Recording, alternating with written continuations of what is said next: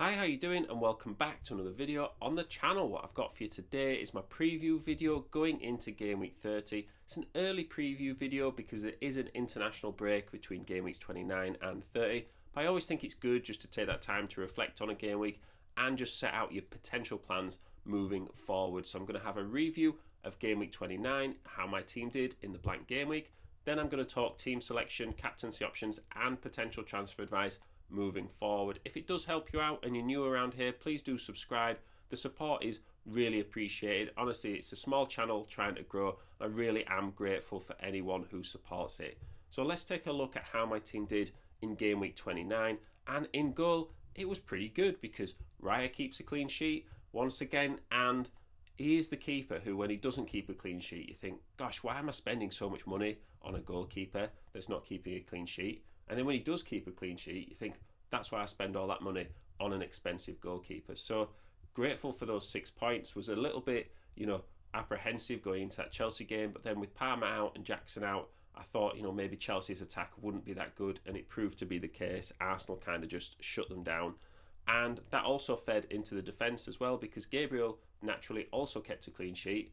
Did get a booking, but 5 points is 5 points. And in a blank game week, that is awesome. And Robinson got a bonus point for no attacking returns. He must have been very good down the left-hand side because Fulham beat Spurs 2-0. And with no attacking returns to get a bonus point is really good because the rest of the defence didn't do much at all. I made 2 free transfers this game week, and one of them was a bit last minute because I was going to take out Face, and then Bednarek was injured and not going to make the team for the game week. So I swapped Bednarek to Gvardiol.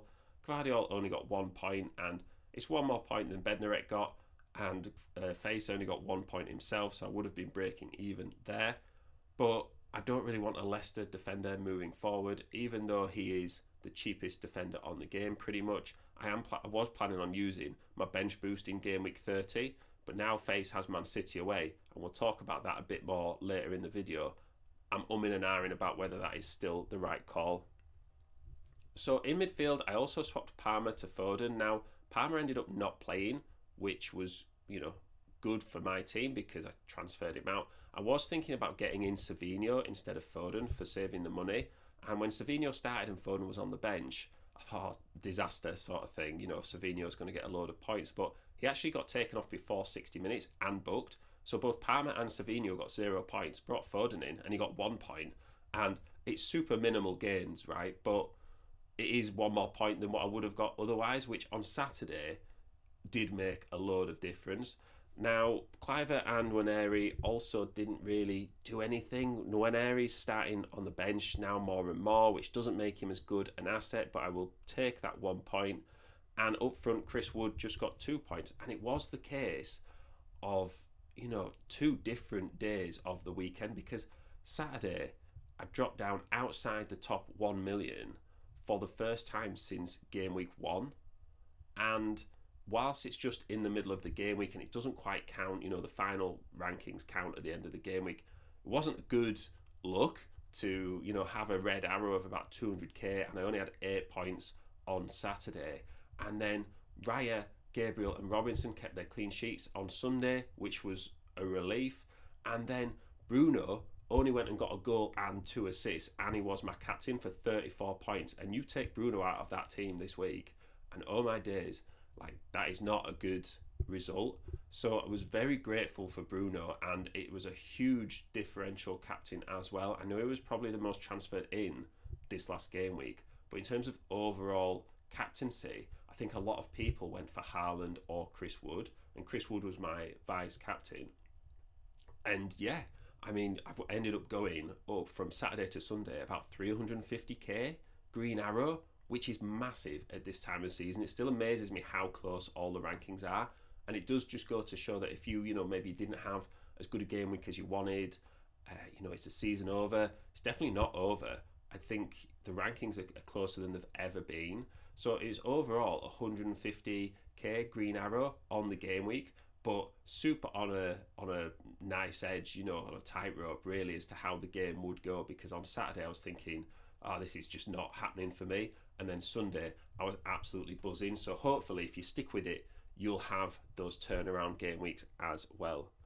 So, onto the fixtures, and it's important to know that there is a bit of a gap between this game week and the next game week because of the international break. So, we'll probably do another preview video closer to the game week where we're a bit more certain on who's actually fit and ready to play, because if you do have some transfers for this game week, I definitely wouldn't make the moves right now. You know, it could be a potential Mateta Cunha situation from a couple of game weeks ago where if you make the transfers early to avoid the price rises and then they end up getting injured or something, then you're stuck with them, and we don't really have the flexibility right now to, you know, swap them back without taking a points hit unless you were to use your wild card. So in terms of early view on captaincy, I think if you want to play it safe, you go for Salah at home to Everton. But Everton are playing well. Are Liverpool playing well? You know, I don't know. Will the international break do them a bit of good just to kind of get away and clear the heads? They've got nothing else to play for. So it's not like they need to rest anybody. So it is almost certain that if Salah's fit, he will play. But I think if you're chasing upside, Haaland at home to Leicester City is probably as good as it gets. I think a lot of people will be looking to get Haaland in for this game.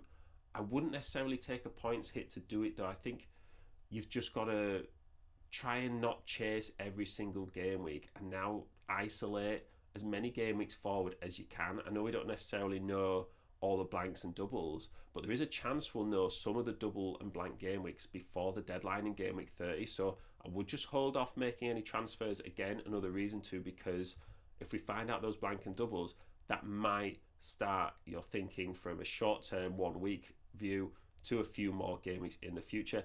I also quite like Bournemouth at home to Ipswich. I think someone like a Clivert, if you've got that and you were chasing upside and you wanted a real differential captain, I think Clivert at home to Ipswich is good as well. Me personally, I'm actually thinking of captaining Phil Foden. Maybe that's just because I'm feeling super confident after the Bruno captaincy last night, but I think if Foden does start against Leicester, that could be a really good differential captain. But differential captains only really work when the main captains also don't do well. So there's a chance that, you know, the chance that Foden does well and Haaland doesn't is quite minimal. But the risk of Foden not starting and then Haaland getting a load of goals is quite high. Now, I'm not going to have Haaland, but the point is could I captain Salah instead and then go with that ownership? And then if Haaland does score a load of goals and Foden doesn't play, at least I've got someone who's quite consistent in Salah as my captain and play it a bit more safe. So it depends whether you're chasing. If you're chasing, you want to go for a Man City player or a Bournemouth player. If you just want to keep rank and just sort of go for more differential captain another week, just captain Salah. So my team for this game week is looking quite good. As a starting 11, we've got loads of great games, loads of home games, and the ones that aren't at home, you know, yeah, Nottingham Forest for Fernandes is tough away, and the same for Robinson with Arsenal away, but Mateta's got Southampton away, and if he's back and playing, that's a great fixture. And then the rest of them are at home. You know, I've got Man City with Leicester at home. I've got even Arsenal, you know, their defence at home, I would back them to keep a clean sheet against most teams. Then we've got Clivert and Salah, you know, and Chris Wood and Isak, all great fixtures. So I'm feeling great about Game Week 30 as it stands. Now, in my chip video a few game weeks ago, I did talk about how I was 99.999% likely to bench boost in this game week just to get it out of the way. Now, that is still a possibility, but it's a lot lower than 99.99% likely to happen. And the main reason is because when I brought in Gvardiol, or one of the reasons, I guess, because I wouldn't base a whole bench boost around my cheapest defender on the bench, but when I brought in Gvardiol, I brought him in for Bednarek. Now, Bednarek had Crystal Palace at home, which looked a lot better fixture defensively than faces Man City away. So am I going to bench boost for someone like Face, who's likely going to get me minus points in that game? You would have thought. You know, I don't really like it. And then also we've got the fact that Nwaneri is on the bench more and more for Arsenal now that they're getting players back. You know, Martinelli's come back. They're playing Moreno up front. There's talk of Saka coming back quite soon. You know, and he probably won't start, but he's also someone who's coming off the bench in a position similar to Nwaneri. I've also got the Mateta injury. hopefully he's back. But if he's not back, then he'll be on the bench, not playing. And I don't want to take him out right now. I've kept him for the last couple of game weeks. And then I'd also have to use my one free transfer that I've got to upgrade Fabianski to a playing goalkeeper. So if there is, a few different things happening, if I just didn't have as much, or as little flexibility as I've got, I'd be more inclined to bench boost. But right now, I'm thinking maybe I just don't do it and just save it for a different game week where my bench has better fixtures and just have a great starting 11 this game week. It's more likely now that I'll wildcard when we know the doubles and the blank game weeks, and then bench boost in one of those game weeks soon after the wildcard, or maybe a bit later because I've still got the assistant manager chip to use as well. So that takes up 3 game weeks. I've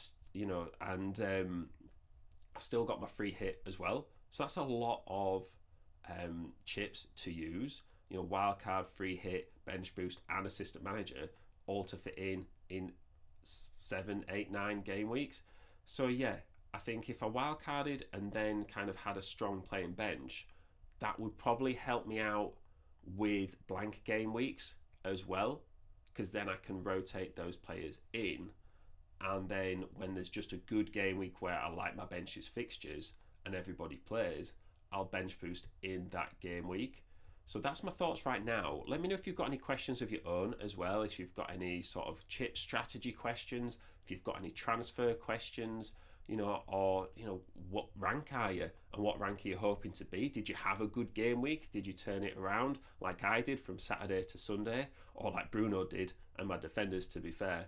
But yeah, always good to hear your points of view and your questions. If you've got any advice for my own team as well, hopefully you did have a good game week.